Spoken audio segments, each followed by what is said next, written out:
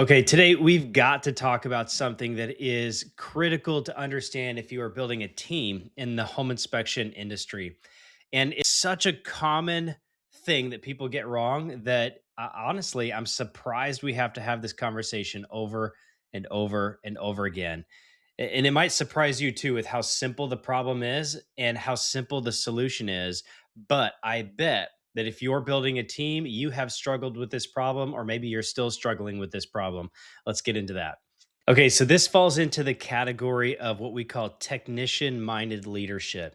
And the problem that I see so frequently when people come looking for business coaching or looking for ways to scale their home inspection company, not just grow it, which is like adding a few more inspections here and there, but I'm talking about scaling it, meaning you are adding capacity to your company and actively filling that capacity over and over and over again, scaling. What I see as a problem so often is that a home inspector will get to capacity and then their next thought is I'm going to hire another home inspector, and so they do, and that goes relatively well for a lot of you out there.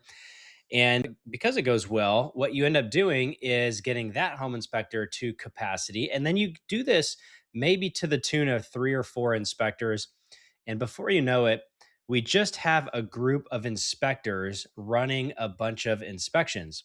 We don't really have anybody emerging as the leader of a team or the CEO of a business. We don't have somebody who is creating a strategic roadmap for the company and everybody's following it. We don't have a culture of continual improvement. We don't have a culture of referrals and upsells and increasing your average ticket fee. And what we really end up with is just a group of home inspectors doing home inspections in a market under a brand rather than an actual business that is growing, scaling, and refining as you go. So it's really the curse of running your technician minded business like a technician minded owner. And the antidote to that, of course, is to start diving into your leadership skills. I'm just going to give you three things to think about as you do this, really making the pivot from being a technical minded leader to a CEO thinker, like a CEO level business owner, somebody who's going to not just bring talented folks together and continue to do jobs, but is going to start thinking further out than today, going to lay the roadmap, going to lay the strategy, going to create the vision, going to get everybody pointed a direction. And then you guys are going to march that way, one way or the other, because you have decided that it will be so. That's what it looks like to be a strategic, visionary leader. Okay, so three things. First, you have to stop treating yourself like a technician in your business. It's critical that you start to see yourself as the leader, the person who is setting the goals, setting the vision, bringing people into your world to help you create the vision and bring it into reality. Let me rephrase that, not create the vision, bringing people into your world to help you implement and execute and build the vision. That's what I mean. You're creating it and you're bringing people into your world to help you actually march it out.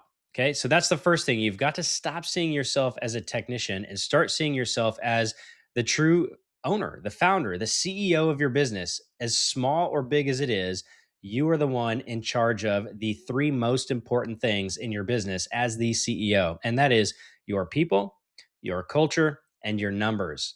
So if you find yourself spending a ton of time leveling up as a technician, but you're not leveling up in your ability to be a leader of people, culture, and numbers, then what you're doing is just building yourself a better job. You're not building a business. Thing number two that I see so often is that as the leader of a company, the leader of a team, you are not even aware of what your numbers actually are. You don't know how much money is coming in, how much money is going out, what division of your company that money is going to, whether it is service, operations, growth, profit, or indirect. And this is a big deal, you guys. Most people are not operating their home inspection businesses with a budget. We see this all the way up into the $1, $2 million range for companies. People are not using a budget. And what does that mean?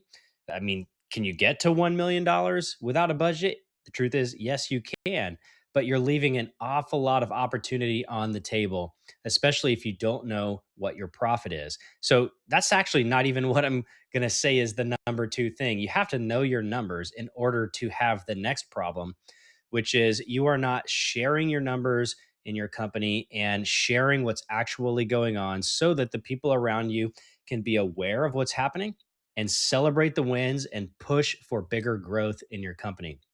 Now, I'm not saying that you need to share every single number with every single person on your team because there's financial data and different things that we may not want to share with every single employee in the company.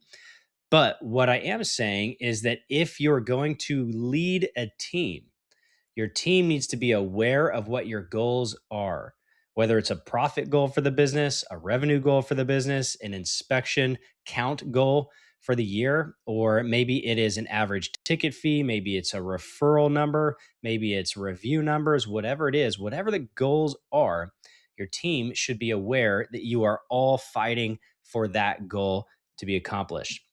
So that's thing number two, that first off, most people don't even know their numbers or what their goals are, their number driven goals. But second, you have to actually share those goals with your team because leaders define a path based on the goals that they have. They don't just get together and do the job, they actually look further out than today and they get everybody focused on a vision, focused on goals, focused on the numbers that will get their team to the goals. And that is critically important. And the third thing is that you have got to be building your bench of talent all the time. One of the biggest mistakes I see owners doing is waiting until they have a desperate need to hire before they actually extend an invitation to somebody to be on their team. Or maybe they're just not even sure if they should hire. It just feels busy. And so they just go desperately sort of looking for somebody to come in. And when we make desperate hiring decisions, we always have a poorer hire than we could if we were making strategic hiring decisions. What does this look like? Glad you asked. So, what this really looks like from our perspective at Inspector Empire Builder is we want you to be building a list of people that you could see on your team all the time. So if you come across somebody that just seems like a highly talented person, a great communicator, like they'd be a good culture fit or whatever attracts you to them, put them on your theoretical bench, meaning you're going to keep in contact with them. You're going to share with them every once in a while the vision that you have for the company. And then as soon as you're ready to even start thinking about bringing on another inspector or another person to your team, whoever that might be, you can start the conversation with the people who are on your bench first. Bench building for talented people to come into your company is one of the key indicators of success for a company that's going to scale. Because what the pattern typically looks like is that owners will wait until too long into the busy season to hire, and then they've lost opportunity for revenue production in part of the busy season already. And then they fumble around with bad training systems, or maybe it ends up being a bad hire, and they lose the opportunity that they would have had in the busier season. And they do or they don't hold on to that person through the next slow season. But either way, that person typically has a lower production value than somebody who might have come in earlier in the season, trained in a shorter period of time, got up to speed with the vision and the mission of the company, and then began helping you build the vision, not just do jobs. Completely different game when you have somebody on your bench and you can say, okay, it's going to be time to walk into the busy season in just a couple months. Let's go ahead and pull somebody off of the bench, get them trained, get them producing revenue, and we will take advantage of every inspection that comes our way in the busier season. This is critical. Most of the enterprise level companies and all of the larger companies that I coach understand that you're not just bringing somebody into your world and hoping that they stick around for a long time doing inspections. Instead, you're building the machine, the business where talented people can walk in or walk out, but the machine does not stop turning because you have such good hiring strategy. Okay. So we don't want to hire out of desperation. We don't want to wait too long into the busier season to make a hire. We don't want to hire desperately.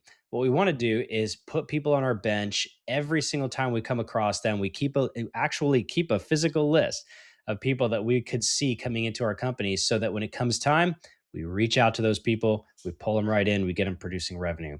So those are just three things that I think that I see way too often as problems in our industry for what we consider to be team building home inspection businesses, people who have more than one inspector up to infinity. These problems exist at every single business stage. But I want to encourage you with one last thought, and that is to focus on the leader you are becoming for the business that you're building. Regardless of how things are right now, they won't be that way forever. Whether they're good or bad, it will not be that way forever. So you've got to continually focus on developing yourself as the leader of the business that you are building. Got it? Thanks for listening to our video. If there's anything that we can do for you at Inspector Empire Builder, make sure to shoot us a message at support@iebcoaching.com, or just go ahead and go to the website, sign up for a free consultation where we'll deep dive into your business and help you grow, scale, and refine your home inspection business. See ya.